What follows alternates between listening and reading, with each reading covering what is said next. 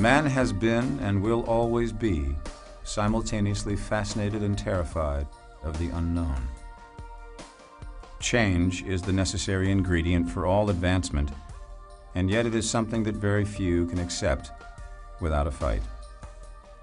In the quest to understand outer space, the Greek mathematician Pythagoras was the first to propose that the world was a sphere rotating on its own axis, an idea that seemed absurd to a 6th century BC society that believed in a flat, stationary world.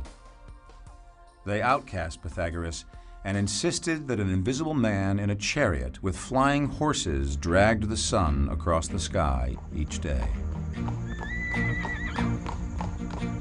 Supported by the newly formed Roman Catholic Church, this Earth-centered universe model remained generally accepted for 15 centuries.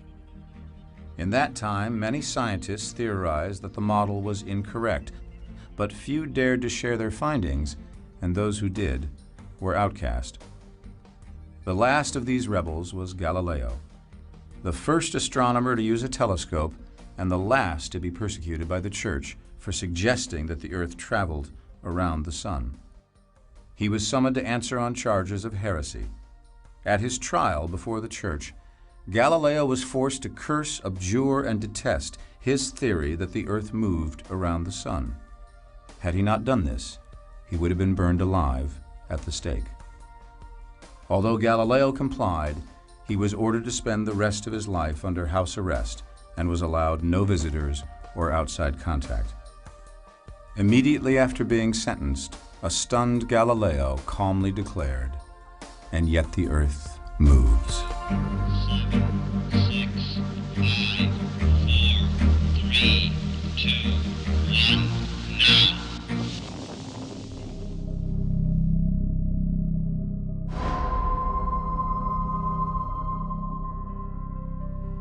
Today, all of our infrastructure is run by computers.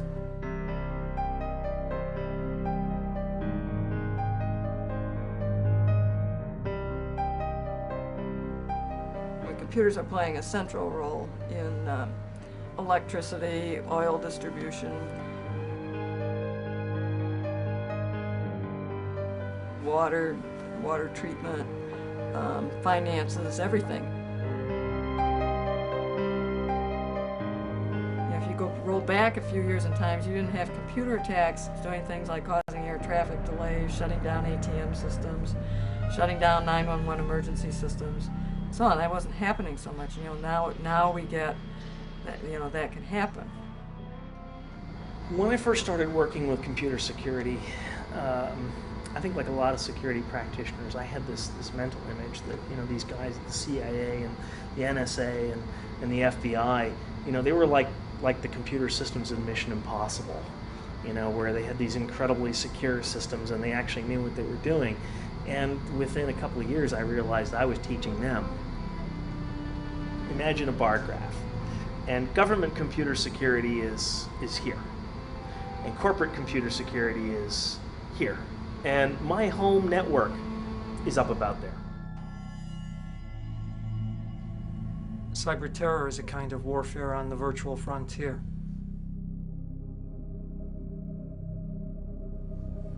Sometimes, though, it can leap outside of the virtual realm into the physical world, such as when, for example, automated controls on power systems are attacked, and then they cause power outages, or they cause dams to burst, or pipelines to cease their flows.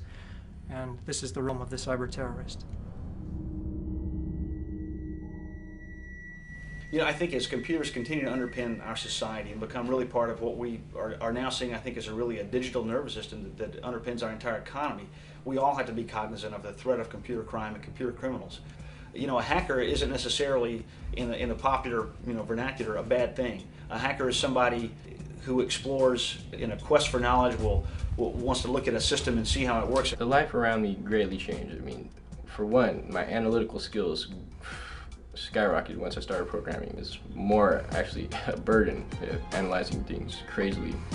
And just walking down the street, I wonder how these buses work, or how this door is opening, and how this automatic door is opening. I just think about it. I think about the inner workings of it. All hacking is expanding the boundaries, is exploring. And instead of exploring the globe or exploring space, you're exploring the inner space of telecommunications networks, of the personal computer, and trying to find out what more you can do. A cracker is somebody who takes those skills and uses them for ill, uses them for bad things. Most hackers are of benign intent. They're just curious. And those hackers who are destructive or criminal, they should be punished. The FBI doesn't track the average, white hat hacker, if you will. We don't have the resources or the interest in doing that. We're specifically interested in individuals that are breaking federal law. Hacking, to me, is expressing the human drive to know more, to go farther, to experiment. And that, to me, is fundamental. I think the Wild West is the best analogy for this. I mean, you're in an area where the laws never really considered any of this stuff, and where new things are happening, exciting things are happening, and we don't know what's right and wrong exactly. It's a little fuzzy. A white hat hacker is someone who might, say, explore their own company network to determine how it's vulnerable and how to protect against it. Black hat hackers or crackers are those that use that knowledge and use that ability to commit crimes, and those are the people that we're interested in.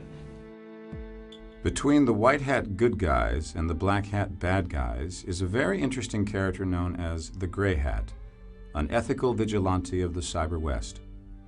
Although he's not paid for his services, like some white hats, the curious Gray Hat takes it upon himself to hack into computers and find security holes. He then informs the owners of these vulnerable computers about the problems to help them prevent any villainous black hats from later exploiting the holes for unethical or criminal purposes. They're individualists of the first degree. That's what they are. They're the cowboys. They're out there on the edge of the Wild West, of the outlaw world, going out and trying new stuff, and seeing where the borders are, seeing where the edges lie, seeing where there be monsters. Well, what monsters are out there? And we need those people. And you got your Wyatt Earps who are going out there and trying to shut these guys down.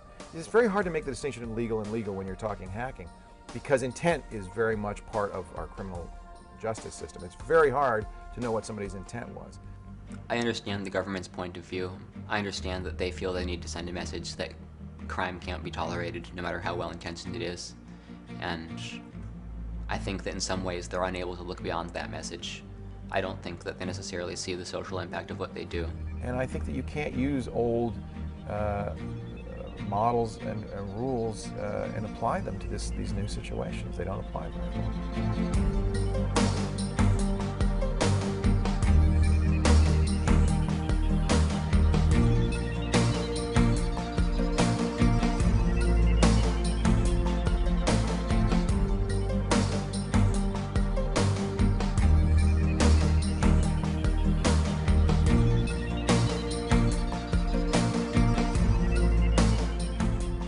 As convoluted as its modern-day usage, the dictionary definition of the word hack is either the act of cutting through something with quick, unskilled blows, or the ability to find a way to manage a given challenge, such as, can you hack it or not?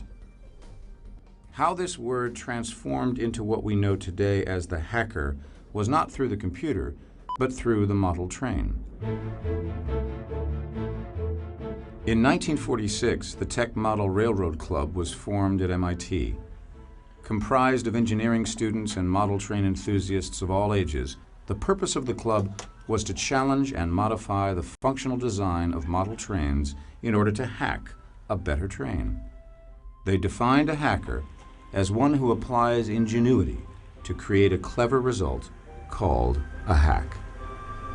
Still in existence today, the Tech Model Railroad Club remains proud that it originated the word hacker and disapproves using the term to represent illegal acts of computer crimes.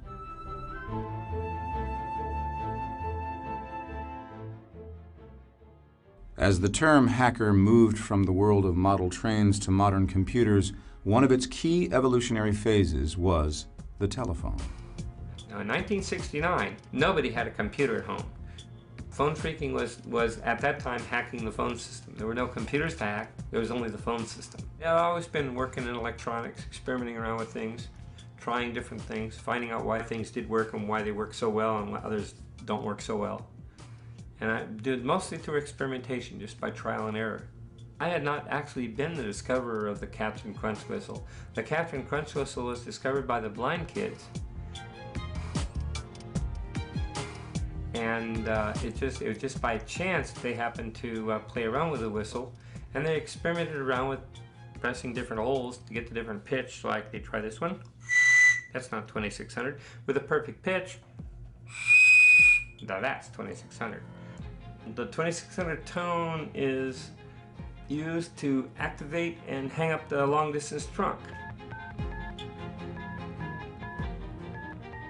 I read a newspaper article that it was now possible from certain cities to dial overseas directly without going through an operator. I said, gee, how is that possible? So through a little social engineering. Social engineering is an attack where basically what you're doing is you're fooling someone into giving you access to some place that you don't have any business being. And this is a technique that a lot of people have used, not just hackers. For example, sales guys will use social engineering. For selling is working with people. It's helping them make decisions, good decisions, helping them buy. So through a little social engineering, I was able to get an operator to tell me, oh, you dial key pulse 182 start, and that will get you to the overseas sender. From there, you just do key pulse 044 and the country code and the city code and the number start, and you get connected. Oh, wow. So I took down and mapped out the entire country code of the world. Not only can I call countries, but I can experiment around with these codes. I can find out where these codes go to. And I discovered a lot of codes that were not published. The codes that would get into satellite systems and phone systems, ship-to-shore phone systems. They have their own country code. The rest of it was just understanding how the phone system worked. Hackers have thus been involved with each new technological development leading to the computer for centuries, enjoying the intellectual challenges of creatively overcoming the limitations of each age. Contrary to popular belief, when hackers finally did meet modern-day computers, they did not intrude upon them, they invented them. To those of us who are real hardcore in the computer industry, the word hacking was applied to people who hacked away all night long. People usually that didn't have computers of their own, they didn't have any money, but they were at a university, and they found out that if they stayed up all night long, there were some computers unused. And they called it hacking because they hacked away. They took a program, hacked it up, and tried to make it a little better and a little better. Way back at the end of high school, I told my dad, I'm going to have a computer someday, and he said it costs as much as a house. And I said, well, I'll live in an apartment. I was going to have a computer even if it cost me a house. I got a phone call from a friend. Well, there's a group getting together and they're interested in things like terminals. I had just designed a video terminal that worked with my home color TV. And so I could type in and talk to a thing called the ARPANET. The ARPANET was started by the military and hooked a whole bunch of campuses across the United States together, so I could actually play chess on a computer at MIT and bounce over to a computer at Stanford and see some files, and over to Berkeley, to other parts of the world, long before the internet. I had to have that, so I built my own terminal. And when Alan Baum said there's a computer club starting for people who have terminals and things, I thought I'll be able to show off my great little low-chip design. I went to the club, so excited about it, and found out these people were all talking about microprocessors. Had suddenly made it possible to have a computer at a low cost. It came out of a group of people that were kind of liberal thinking about computers for the people. The whole mentality of the Homebrew Computer Club was extremely open. Information should be published, handed out, because basically we were creating stuff that was going to move the world forward, and we should do our best to be good contributors to society in that way.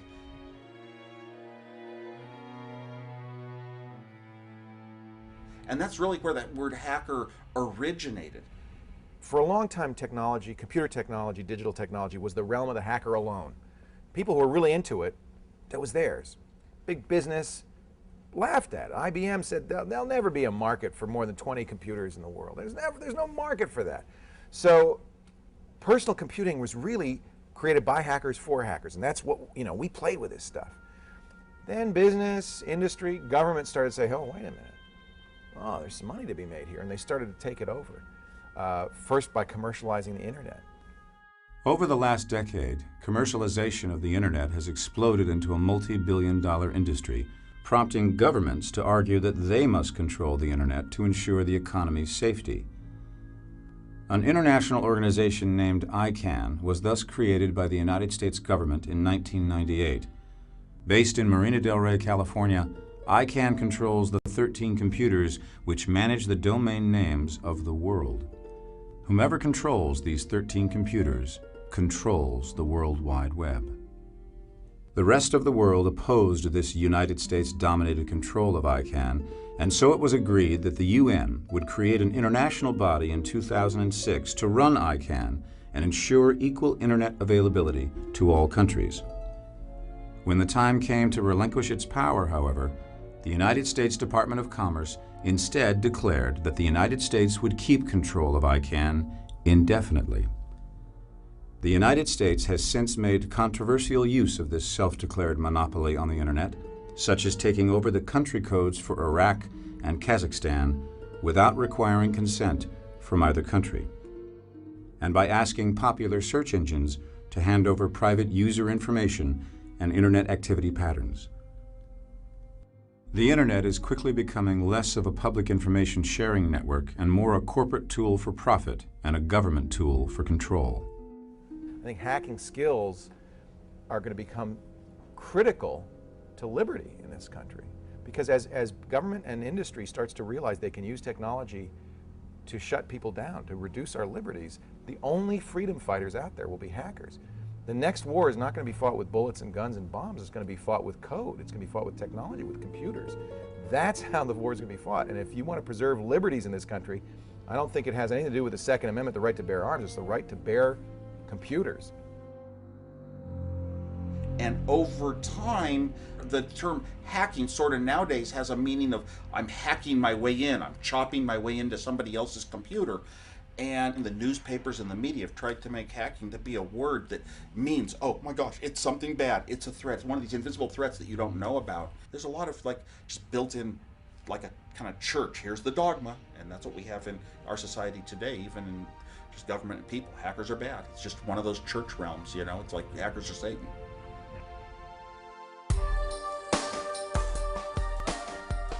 Socrates was a humble Greek philosopher who debated with patrons in the streets, winning every argument yet crediting his opponents for any insights that may have arisen. He chose not to teach for money, as did the many professional sophists of the time, and yet he was considered by the masses to be the most wise of all men. The Athenian powers, however, paranoid over Athens' inevitable defeat by the attacking Spartans, concluded that intellectuals like Socrates were weakening Athenian society by undermining its traditional views and values. Socrates was arrested on charges of refusing to recognize the official gods of the state, introducing new gods, and corrupting the young. At his trial, Socrates insisted that he did not know enough to teach anybody anything, claiming, "I am very conscious that I am not wise at all." He was sentenced to death by drinking a cup of poisonous herb called hemlock, which produces a slow death by gradually paralyzing the central nervous system. Socrates would be his own executioner. The philosopher was taken to the nearby jail, where his sentence would be carried out in the comfort of his friends and disciples. When he drank the cup of hemlock, his friends could not help but weep. He consoled them. To fear death, my friends, is only to think ourselves wise without being wise, for it is to think that we know what we do not know. Society is always going to have trouble with people who want to push the envelope. Societies are designed around conformity. What hacking is saying, I'm going to do it different. I'm going to see what else I can do. I'm going to see where else I can go. Society is never going to like that. Society will always make laws against that. And that's appropriate for society to do, but I would submit it's very important for society to have people who are willing to push the envelope. Otherwise, society doesn't grow. So hackers are a very, very important part of technology. Without it, you have no innovation, you have no growth, you have stagnation. And yet, they pose a threat because they are breaking the rules. They are going too far. That's their job. You got to have them. Over my lifetime, the last 50 years, we have stomped out so many things that are seeds of creativity in this country. A lot of teachers will just tell you we don't really have school systems that encourage the children to think of a problem and what could a solution be. No, just to identify the solution you were taught in this chapter and use that one. So we don't teach thinking as much as we teach, rigorous rote. And intelligence is not defined as somebody having a brain that can think and consider all the possibilities and come up with the best solution. Oh, no. Intelligence is saying the exact same things as everyone else. You read the same newspaper articles, you watch the same news shows, you read the same books, and now you can say exactly the same things about how the world works, so you all know you're a group. It's almost like a religion, and we're all the same, and we're intelligent because I say it and you say it, and you're intelligent, so I'm intelligent. And we never really have a real good way of measuring, are you really thinking and putting it together and coming up with your own solutions? No, we don't define that as intelligent. We often define it as dumb.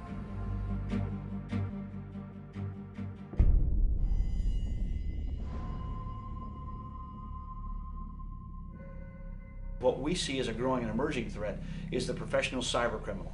From the former Soviet Union, from places like that where you have an educated populace. A lot of people are starving for money there, and so it's not uncommon to find what are called large programming houses.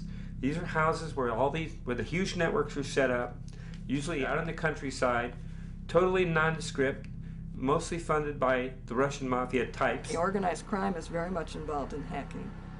There's a vast conspiracy among financial institutions and government to hide the degree and the amount of hacking that's going on. FBI, Secret Service don't want you to know how often they're being hacked. It would rock people's confidence. And now you're looking at organizations that what used to be a department that had human beings that could actually do the job, and you've replaced it with a department that consists of a bunch of human beings who know how to click on a web page on a server someplace and fill out a form.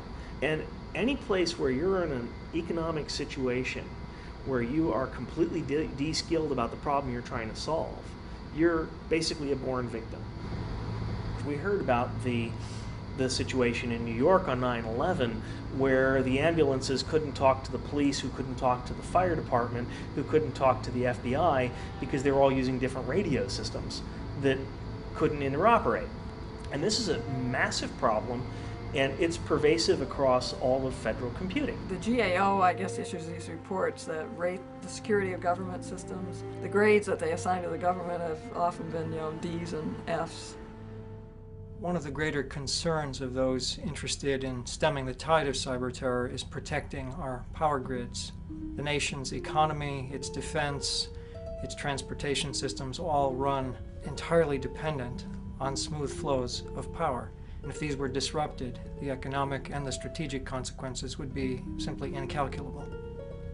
Power for the American systems operate on something called SCADA, System Control and Data Acquisition, which means the controls are entirely automated. In the case of a dam, for example, how much water to let through and how much to hold back. And if these controls are played with in some unfortunate fashion, they could well result in a buildup of too much pressure at a particular area, or could simply, by opening up all the sluices, create flooding downstream from a dam.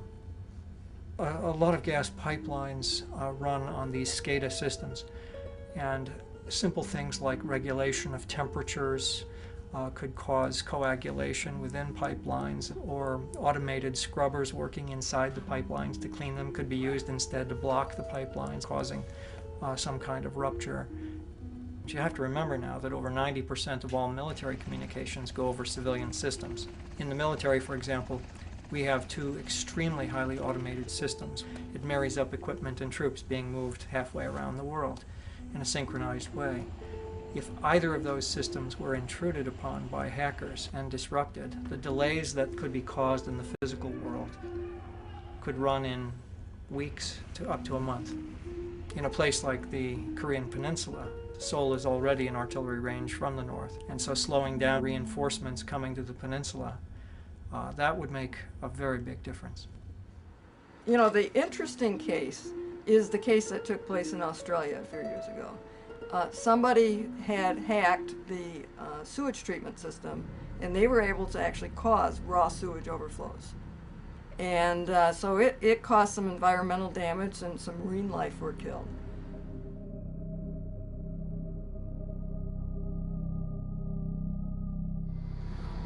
wireless networking is almost the poster child from a computer security standpoint of a technology that's extremely cool, that has suddenly become extremely pervasive, and as a result has been a security problem.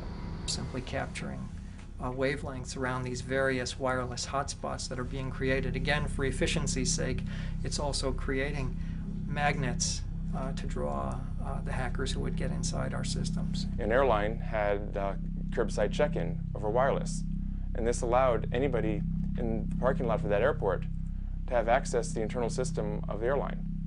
With wireless access points, if someone can pull up in front of your house with a computer, they can do pretty much anything they want anonymously on the internet. If they're a terrorist, they could be untraceable.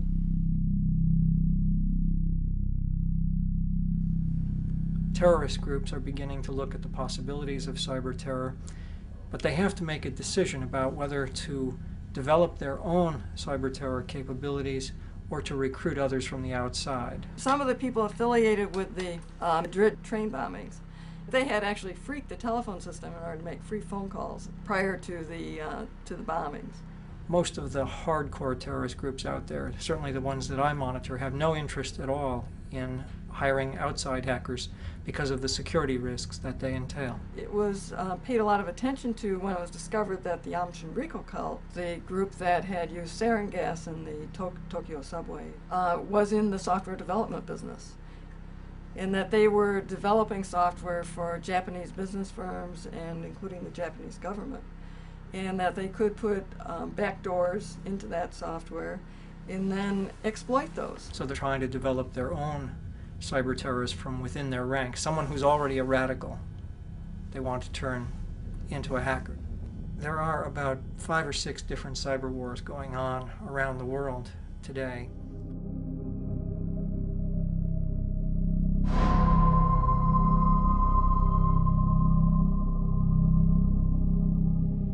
When India detonated its nuclear blast and Pakistan followed suit a few days later again in May 1998. What happened was that a few days after the Indian blast, our Atomic Research Center, which is India's major installation, its website was hacked by an anti-nuclear group, a peace group called Bilwa. The first Pakistan group was called Pakistan Hackers Club. The second group, which is probably the best, is one called Free Force Pakistan. They broke into some of the networks of the army. They gave a warning to the Indira Gandhi Nuclear Research Center at Kalpakam, where Free Force Pakistan had told them on Monday we will crash you on Thursday afternoon. And despite having 4 or 3 days notice, Free Force Pakistan did managed to crash them precisely on Thursday afternoon. There's a cyber jihad going on along with the Intifada in Palestine against the Israelis, with a great deal of attacks upon information infrastructures. The other example of cyber war is coming out of Chechnya. This is one of those cases that we have to be extremely mindful of because there's a lot of information moving from the Chechens to Al-Qaeda and its other affiliates. I think something else that we need to be concerned about is the possibility of terrorists creating an incident like a power outage that's going to put people out on the streets on foot and then marry that attack up with a biological assault of some sort, some kind of, in the military we would call this combined arms approach. So a physical attack that would come along with the virtual attack. If you, as a hacker, brought down emergency services in an area and then destroyed a nuclear power plant, the effect of destroying the nuclear power plant would be far greater than if 911 were working, than if emergency services were working. Now, the thing about China is that it is not done so much by students and teenagers. In China, it is the PLA, People's Liberation Army, which is actually preparing for a very advanced program in information warfare. Here it's very organized initiative at the state level, at the army level. Well, they had conducted some type of war exercises of the army, which was directed against the US, those were directed against Taiwan, Japan, South Korea, And there were simulations on how to bring the electronic infrastructure, their trading systems, their stock exchanges, their electricity grids to a halt. China's chief of staff and several generals were involved in this planning exercise. About 500 soldiers were involved. They did a lot of analysis on how they could carry out what are called blitzkrieg attacks, which are sudden attacks to paralyze invasion networks. The primary aim was the U.S. aircraft carriers, some of the missile systems, and then the aircraft. So, they're trying to incorporate in theories of warfare. Sun Tzu had written the rules of warfare thousands of years ago. You try to get somebody else to carry out your assassination. The idea is to make you believe that it came from within, that they'll use cracker groups in various other countries, such as students, to act as fronts to the PLA. People who are attacked will think that it has come out of a university, whereas it really has come out of China's People's Liberation Army. I don't know how much time we have left before the radical develops the skills of the hacker, before the gap between the two is narrowed. I only know that it's not a great deal of time, and as I look around, I see very little effective preparation for this threat. I think those in the hacker community realize that I have a respect for their skills, for what they do, and therefore for their ability to help us in the current conflict that we're in. And they realize that global terror networks rely inordinately on the web and the net to coordinate their operations. So they're in a unique position to help us in the war on terror, and we should be cultivating them.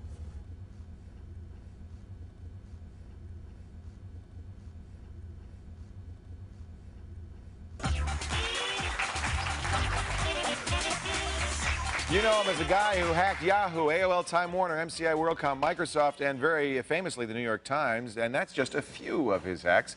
Adrian Lama, one of the most celebrated hackers in the world today. Do you define yourself as a hacker? Do you consider yourself a hacker? It's not a term that I try to sell myself as. Yeah. People use hacker to mean a lot of different things, and I really just do what I do. It's not limited to computers, so I really don't know if it's hacking.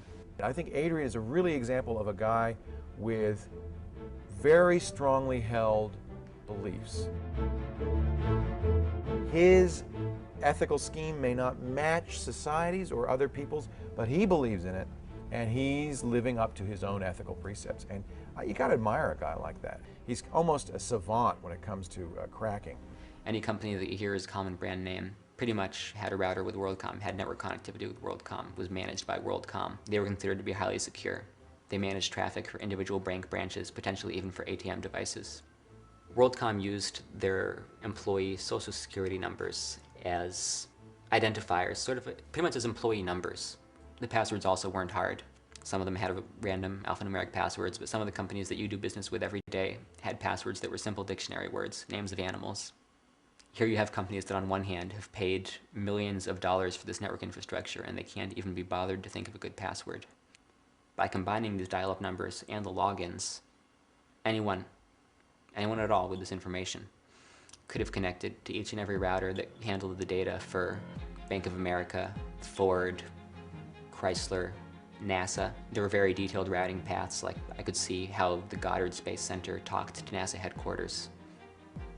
Really, in just the course of a few hours, anybody could have gone through and turned them all off. Network connectivity for a huge chunk of corporate America and for the government would have just gone away. Anybody thinking about it should be scared by the possibility of just how vulnerable it was to anybody that could have used that information. You didn't need to be a programmer. You didn't have to be a technical wizard. You could have done it from a payphone. Nobody would have ever known who was responsible for it. And he would find the flaws and notify the companies they had the flaws in line with a lot of other hackers. They have this journal, 2600. They all promote, we've got to be ethical hackers. You're going to be on our bad side if you go out and abuse this the wrong way, which means being destructive, or if you're going to use it for your own personal gain to make profits and all that. There are these guys and they call themselves helpful hackers. I mean, the truth is that the media wants to portray these guys as helpful hackers because that makes them more interesting. because the media doesn't have a very good story if they go and say, well, there's this borderline sociopath, Adrian Lamo, who breaks into these corporations in order to professionally humiliate the people who are responsible for managing the networks, and then for some reason he expects us to thank him for that. Do you consider yourself on a mission to get these companies to realize that they have poor security practices? I don't consider it my responsibility to reform security in the world as we know it. I think, if anything, I'm on a mission to be in the right place at the right time. Most hackers, when they're trying to hack into something, they'll have all kinds of programs that they run. There's things that are called exploits.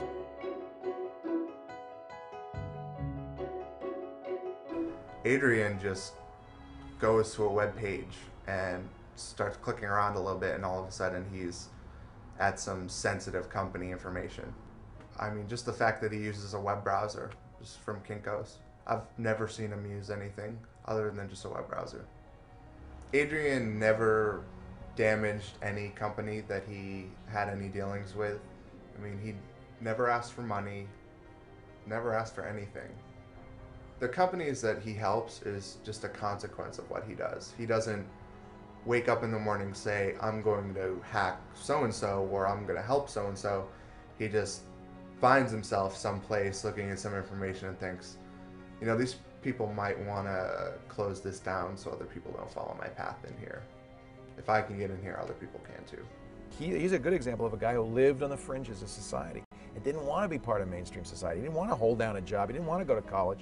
He wanted to explore. We call you the homeless hacker because you don't have a residence that you live in all the time. You move around from friend's house to house. Is that how you do it? Or?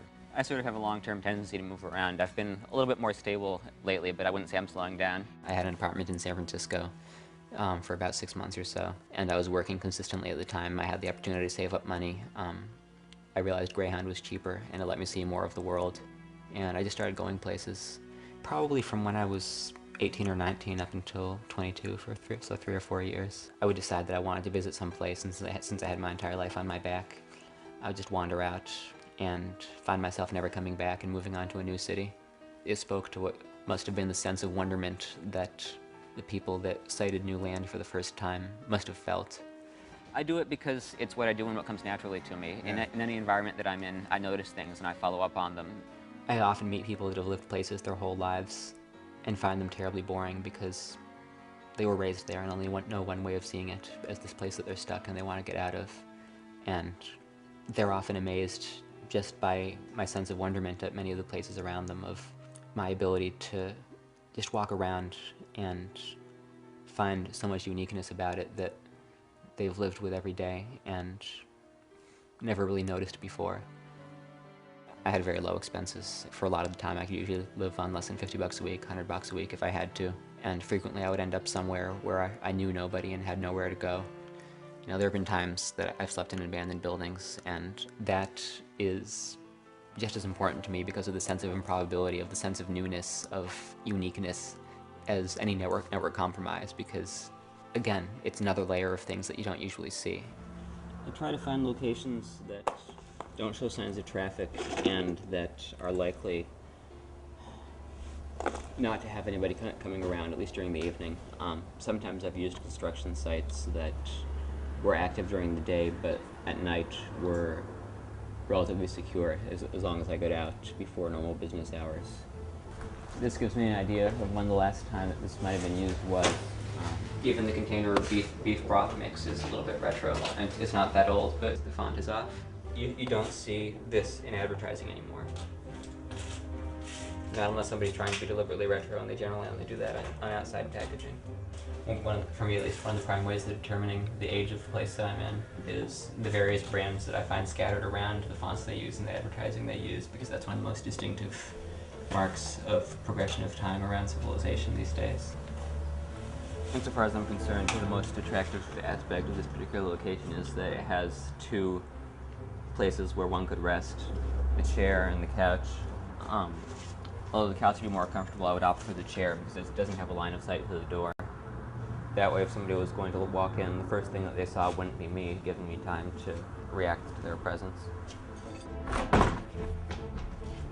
That door's seen better days, but it's also a bright side because since I don't have a line of sight to that door. If somebody were to come in, I'd be able to leave through there if I had to. My obvious preference would always be to be on someone's couch, but if it's a choice between not having a place to stay and staying here, I'd certainly choose here. I had been reading Yahoo News for some time, It's a credible source. I mean, the CIA reads Yahoo News because it's one of the first places that AP wires post. But their page for editing news stories was accessible. It didn't require a password, didn't require authentication. It didn't tell you, hey, this is a private page, please don't use it. It was just there. I think the first thing I did was edit the punctuation on the abbreviation of US on their front page. And I was just floored when I reloaded the page and it posted. I found a story about Dmitry Sklarov, a Russian programmer charged here in the United States based on some software that he produced. Legitimate software with legitimate purposes that allowed a user to bypass password protection on protected ebooks that would allow them to bypass the restrictions that are placed on that content. The penalties that they had in mind for him were ludicrous enough, so I added a line stating that he was eligible for the death penalty, and added an additional one. Whomsoever told them that the truth shall set them free was obviously and grossly unfamiliar with federal law. The NSA is the entity that's tasked with monitoring electronic communications throughout the world. I figured somebody would have to notice this. Days, over a week went by and nobody ever did. They had an option that allowed you to change stock tickers. I could have made Microsoft's stock reflect the values for Excite at Home. Journalism is a great venue for truth, but it's dangerous when people accept it so blindly. I had this access through September of 2001, and I found myself sitting looking at Yahoo News at all of the servers that they had added to keep up with the millions of hits on the morning of September 11th. And had anyone wanted to, they could have changed any aspect of the story. Shit!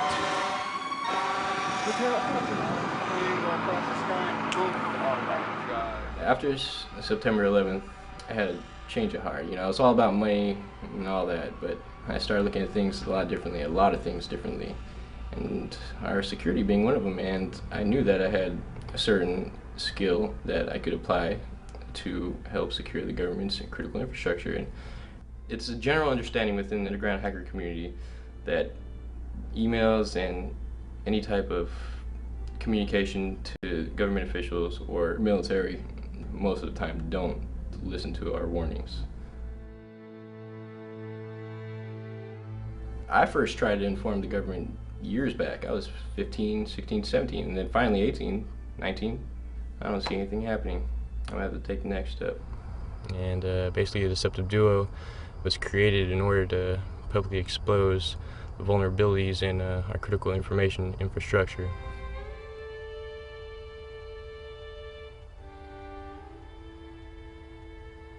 And by doing that, we forced them to secure their systems or make our country more secure, electronically speaking. One of the most initial steps was targeting. We had to acquire the most likely target, for a terrorist. We had to recreate the scenario as real as possible, how it would play out as a cyber terrorist attack. So what we did was we targeted certain government military agencies, the Navy, the Army, Pentagon. We exposed specifically documents that we should have in the first place. What we did was illegal, yes, I'll admit that.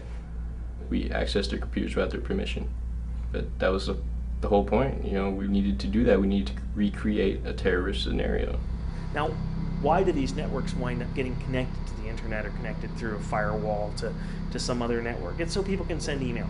You go to the systems administrators and you say, which systems can you never afford to have go down? And they'll say, the mainframe. Okay, so the mainframe must be segregated. And then everybody goes, well, they all need to get to the mainframe from their desktops. Okay, then you're saying that the security perimeter around that mainframe has to encompass these desktops, right? Yeah, sure, okay. Well, then those desktops should not be connected to the internet. Well, how people read their email? Well, the simple answer there is you have to make an intelligent and rational decision. Is it more important that people be able to read their email, or is it more important that that system be inviolable and tamper-proof? And if the answer is that that system really has to be kept safe, it's the control system for a nuclear reactor, it's the stock exchange, it's whatever, the answer is build 2 networks. We would hack into some agencies and they'd know about it, obviously, because we defaced their homepage. They would fix their homepage, they'd put their original content back up, and yet the hole is still open, the vulnerability is still there. They failed to patch it because we performed follow-up tests to ensure efficiency. We got tons of emails from supporters saying that, you know, they believed in what we were doing. We weren't looking to be called patriots. We weren't looking to be recognized as something like that. You know, we just wanted to do what we did. Yes, people would call us patriots, but, you know, refer to us as just hackers. That's it. You know, just people. Having worked for nonprofits as long as I did, I saw a lot of people that went in really energized about what they did, excited, feeling like they were doing something that they were good at, they could make a difference, and came out a couple of years later burnt out from having to take something that they loved and have it be their day job day after day, no longer being something that they enjoyed but instead had to go to work and do. Really no compensation would be worth that for me. In 1962, Desmond Morris published his book, The Biology of Art, which details his experiments teaching chimpanzees to paint. The chimps enjoyed painting immensely and eagerly created works of energetic colors and strokes. One phase of Morris's experiment involved rewarding the chimps for producing their paintings. Whenever a chimp painted, he received a peanut. Surprisingly, though, very soon the quality of the paintings began to degenerate until the chimps produced the bare minimum that would satisfy the experimenter. Any joy found in the act of painting was lost as the chimps uncaringly slapped paint on their canvases and ran to collect their peanuts. You're just doing it because you like it. Were you always like this? I mean, as a kid, did you do this kind of thing? As a kid, in like the 5th grade, I would sift through teachers' garbage cans to see when the fire drills were coming up and when pop quizzes were, that sort of thing. It gave me a sense of the system that I inhabited while I was going to school as it operated around me in ways that I would otherwise never see. Normally, I would just see the effects of these things. Oh, the fire alarm is ringing, but here I know there's planning for this. They have meetings. They happen since so-and-so dates for a reason. The fire department is warned. And it does me no good to know this, but it's still fascinating. Dumpster diving is the art and science of sifting through other people's trash. They frequently go into it with the sense of a target. They look for a company that they are interested in, or they look for a target-rich environment, an area that contains lots of interesting corporations that may have a common dumpster if the companies share a building. I don't go into dumpster diving with the sense that I'm going to come away with something that will help me with a particular target or a particular project. People throw out things for the damnedest reasons, and I never know what I'm going to find. One of my dad's wireless microphones, he used to do video production, and I was playing around with one of his wireless mics. I heard a scream, and it was a child's scream, and it turned out that I was listening to a baby monitor from a nearby house. But the fact that this device here, intended for something completely different, could bring to me, just through the air, invisibly, sounds and experiences that were going on in a house across the block was really amazing to me. Just the sense that, you know, this thing's intended for one thing, but look at what it can do. A baby that's born wants to explore. A brand new baby, a couple days old, you can clap your hands and their head kind of goes in your direction, built in with, I want to find out about the world. If you carry a baby around and feel its muscles, they're pulling different places, and the baby will go right over and want to touch things in the house. Let him touch them. Let him feel what things are. Let him feel what things can fall. Occasionally something breaks. I believe in that. I think our brain wants to have experiences and to learn how the world is constructed, and that's part of our growing up. And why should we inhibit it and think we are the guides and we will let this creature develop? No, let much more of it come out. On the surface, it looks just like a sheer rock face, but as you walk towards it, it becomes apparent that there's a small hole in the ground, and somebody prior to us had spray painted a red arrow on the wall above it, pointing down. And while in the area, I saw so many people walk by it, glance at the arrow, and just sort of shrug. And I like to think that it's there for the people who would look at the arrow and wonder what it's pointing at, who would take the time out of their day to step forward and have a closer look. You know, I've ended up in some pretty awkward places. I've done my share of crawling through mud, but the entrance to the mines was probably the most enclosed space that I've ever had to navigate. on the way in, you have to make your mind up ahead of time whether you want your arms above your waist or below it, because once you're crawling, you're not going to be able to change. There's not enough room. It's easy to be paranoid because many of the upper levels are flooded, and you have this sense of countless thousands, millions of gallons of water all sitting above you, knowing that the slightest thing could bring it all down. It continues underground, where the most impressive fixture that I got to was the underground lake. The lake is perfectly still, not even a ripple. It's not silent. There's constant dripping or rushing water depending on where you are. But if your light goes out, it's total darkness, and everyone's been in the dark, but it's sort of hard to appreciate the sense of total darkness, of having your eyes wide open and not being able to see a damn thing. Yeah, can you put it back on? And now can you take it off? I didn't go out with the intention of compromising the New York Times. I was initially looking at something else and somehow got sidetracked to the New York Times. They had a lot of information that was accessible to anybody that cared to browse around. For their internal system, the password by default was the last 4 digits of the Social Security number, and nobody ever changed it. People feel like Social Security numbers are these, private, secret things that nobody ever knows about, but anybody that wants one can get one for really, once they sign up for any of the services that give them, just a couple of pennies. Mine's 042746804. Anybody could get it. It's not a big deal. From there, I had a list of every password at the New York Times. The culture in the late 1990s for anyone who was involved in stuff to do with the web was, here's this wonderful medium by which we can publish anything we want to. So what we're going to do is we're going to take our hard disk and we're going to publish it. Because we're dealing with high tech, you get the freedom of information advocates who go, it's good, this information must be published. But to the guy in the field whose cover identity got blown, this could mean a bullet in the back of your neck. This is serious stuff, and there are lives at stake. And because we Americans treat high tech as a toy, we don't take this stuff anywhere near seriously enough. We just treat it like it's something that we can change after we've made a profound mistake. I think that it's a really good illustration of competing mindsets where people believe that legislation somehow makes things secure. Legislation is fiction. It's up to people to believe in it before it will be effective. As a news organization, they should have known that Social Security numbers are not private. Nothing that's even remotely personally identifiable should be used as a login or as authentication or anything like that ever. I gained access to their subscriber database, their addresses, their billing information, former presidents, actors, other politicians, people that are actually relevant if you believe in the whole international stage thing. And Don't you worry about that, though? Somebody's going to come along and put you in handcuffs?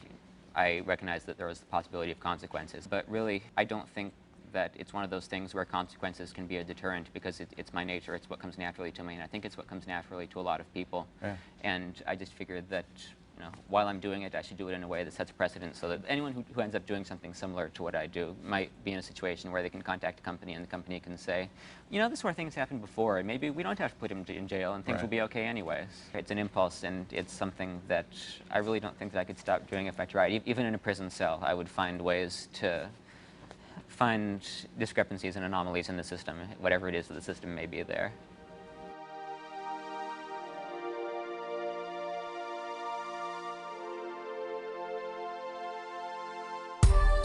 Richard Feynman, winner of the Nobel Prize in Physics, was renowned for his adventurous antics in the world of science. In 1942, Feynman was invited to be a part of Oppenheimer's Manhattan Project at Los Alamos. There, he helped develop the first atomic bomb. Confined to the base during this top-secret mission, Feynman conquered his boredom and relieved his stress by learning to pick the locks of his colleagues' safes and filing cabinets. These safes and filing cabinets contained all the secrets of the Manhattan Project, everything about the atomic bomb. Feynman felt Los Alamos a very cooperative place where everyone was encouraged to point out things that should be improved, so he approached a colonel with this problem. He explained the weakness of the locks, which was that so long as anyone left his safe or filing cabinet open, it was very easy for someone else to examine the open lock and discover the combination. Feynman recommended that the colonel write a memo insisting that everybody at Los Alamos keep their safe and cabinets locked, even during the workday, because they were very vulnerable when open. The colonel posted a memo, But to Feynman's surprise, instead of warning the staff to keep their safes locked during the day, he instructed them to change the combination on their safes because Feynman could hack into them, and thus he himself was the danger. It has been a long day. I, tracked down my cell phone and I was told that it had been ringing off the hook. My mother alluded to 3 cars currently parked, staggered along the block. I'm concerned. I'm concerned, probably a little bit paranoid, as I think almost anyone would be in my place. And I don't have a clear idea of what the morning will bring, other than that I'll probably, for better or for worse, find out more and have to make some decisions. There is a big story just breaking now. A little earlier today, I got a phone call from a production crew, actually somebody from Kevin Spacey's Trigger Street Productions, right. Dana Brunetti, and he called me up and said, we've got a film crew doing a documentary on hacking, and they have been following around a guy named Adrian Lamo. You may remember Adrian Lamo. He's right, he doesn't steal any information, he doesn't take anything and use it for bad. He's a good hacker. So now when you said that they wanted to have a word with you, they actually have a warrant for your arrest right now, is that correct? Yes, they have a federal arrest warrant out of New York City. And do you know what the charges are, Adrian?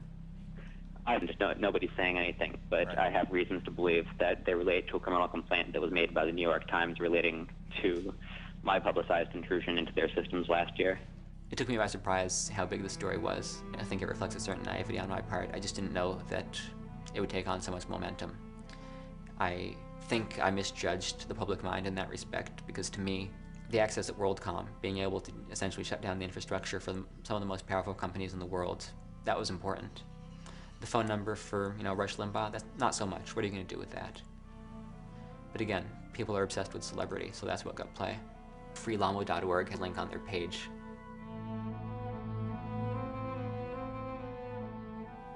It requires absolutely no criminal intent on the part of the person doing it. It requires no conscious effort to intrude. It requires no technical skill. You're going to a website. And as much as anybody might want to argue that because the website contained confidential information, that it in itself was confidential, that's just silly. The fact remains that it was a public website. From a practical standpoint, you cannot put a database on the net where anybody can access it with no protections, no indication that it's confidential, and expect that nobody is going to access it. Well, the consequences of Lamo's arrest was very simple. It means now that computer hackers are going to be a lot less inclined to point out system flaws that they discover. They're going to keep them to themselves. Not been willing to report these security flaws means that these security flaws could be discovered by other people, like Al-Qaeda or terrorists or anything like that. They're certainly not going to let the company know that they broke into their system. They're going to keep it quiet, and they're going to do what they can, and they're going to exploit it to the best of their ability. That, of course, is bad. So it's important for a company to not prosecute somebody for finding a flaw in their system. They should reward them. Some people will argue that the New York Times erred in bringing a case against him, that the New York Times should have instead embraced him and said, oh, thank you for telling us about the problem that you found, and here maybe we'll even pay you for your services. And that I'm very much against. Adrian, I think, is a very accomplished hacker who, from a very interesting ethical point of view, said, I'm not going to hide my activities. I am, Adrian, I'm sure, is competent enough to not have been caught.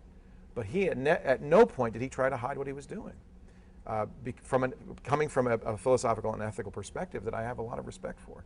Are you afraid, Adrian? I'm worried, and of course there's always fear. It's a shame that it had to come to this. I think that it could have been done better. I think that the New York Times could have conducted itself better. But if that's a precedent they want to set, I think that it's bad for them.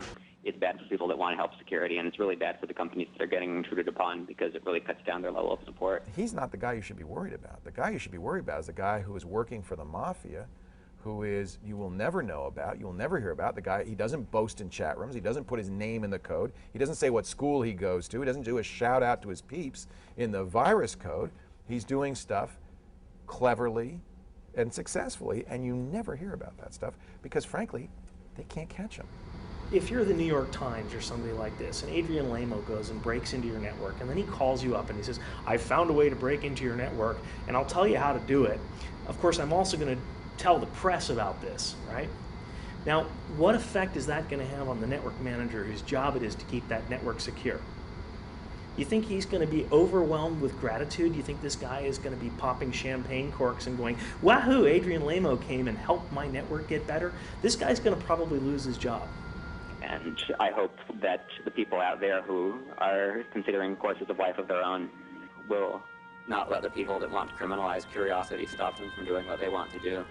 To achieving the goal, before this decade is out, of landing a man on the moon and returning him safely to the Earth. In my view, hackers today are the latter-day equivalents of German rocket scientists at the end of World War II. Until May of 1945, Wernher von Braun and his colleagues were trying to drop missiles on British and American troops. As soon as the war was over, they became our boys, as many of them as we could get, and they developed ballistic missiles, rockets. Our ability to go to the moon was dependent upon them.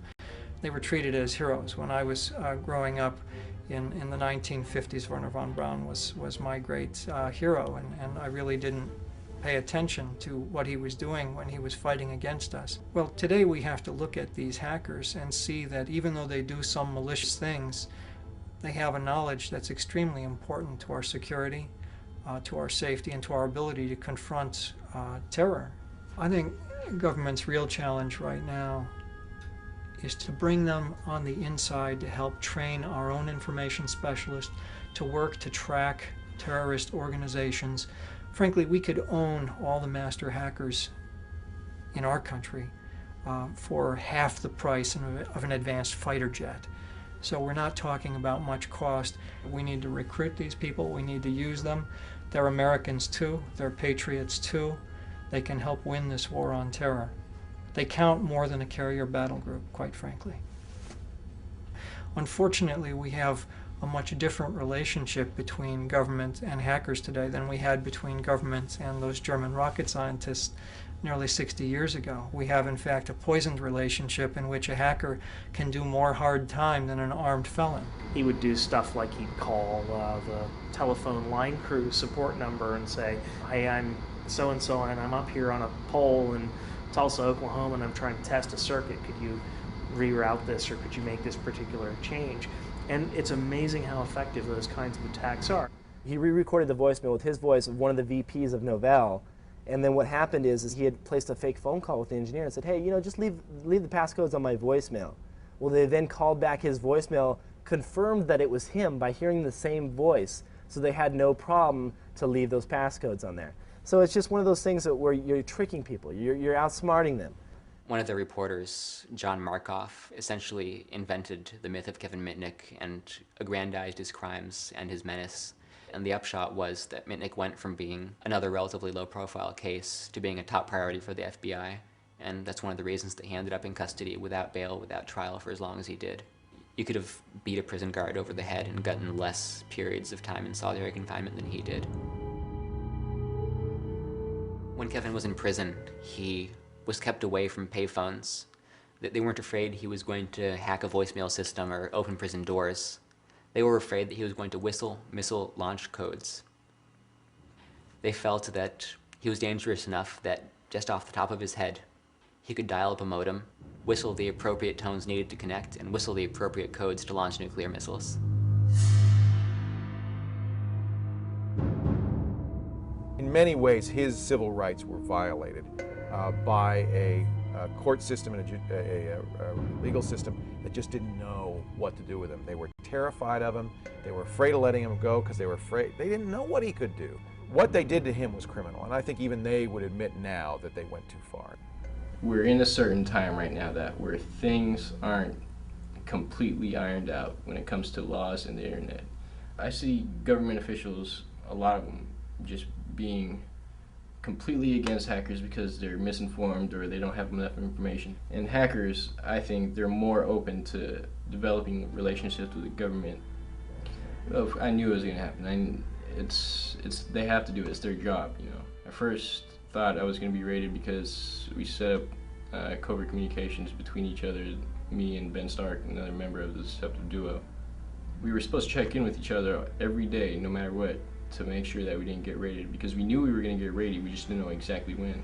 So finally a weekend came up and he didn't come online, and from there I took suspicion and stayed up all night because I knew they were going to come, didn't want to be rudely awakened. Sat in front of my computer, waited till they knocked on the door as I suspected, and they did. They banged on it. My sister let them in. I lived with my mom at the time, and she didn't know what was going on, and at first she was pissed because she didn't really understand what was going on. She didn't know the whole story. Finally she read around and she began to realize that, yeah, I did have some real intentions, some true motives. I think she has some sort of serenity within her, knowing that I'm fighting the good fight. Once the trial comes about, I think we're going to make some very good points, and hopefully some things will change. I think people realize that, you know, these guys are offering something good to the community. I definitely feel the group was successful because I feel that I accomplished the goal I set out to do, which was to secure our nation's critical infrastructure as much as I could in the position I was in. I would love to help, you know, I would love to continue to help, but the situation does not permit me to.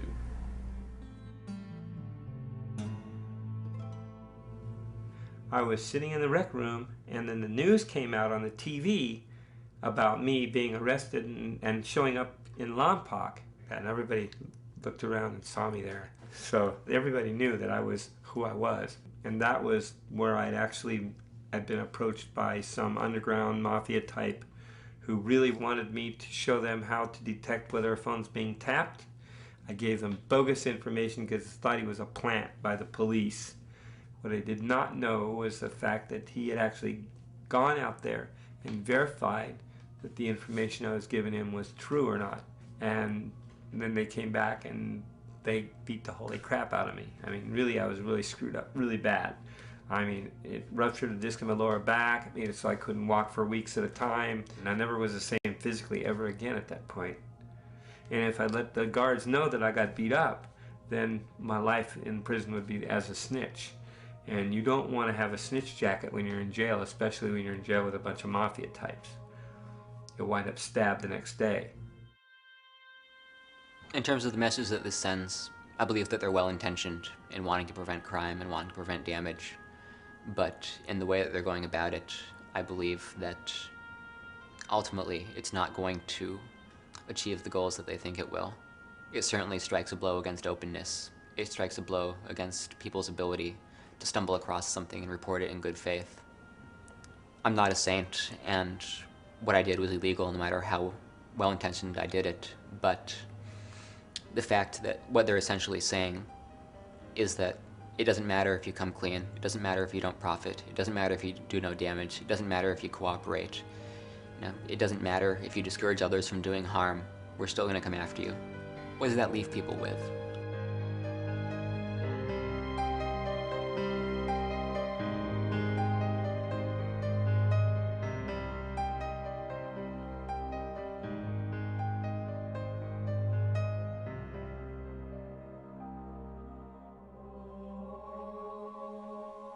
If they're going to come after me no matter what, then why exercise restraint? Why exercise good faith? Why be honest? But I hoped and believed that I could do it in a way that would set a precedent that would allow people to come forward in good faith, to try and do the right thing, to let them believe that maybe motives did matter, that it wasn't all black and white. I think this is symptomatic of something that we see in our government today. In many ways, they're eliminating shades of gray. They want to polarize people. It's important to our national agenda today to see good guys and bad guys, because as soon as we start to believe that maybe it's not all black and white, that somebody can do wrong for a good reason, that not every action of law is inherently infallible, it strikes a very dangerous precedent for the government the way it wants to operate today. On the other hand, I believe this is positive, because it places a certain amount of stress on the system we inhabit. It makes it much more difficult for people to remain neutral. It forces them to polarize. And when that happens, systems tend to evolve. Ultimately, I think it will lead us to a better place.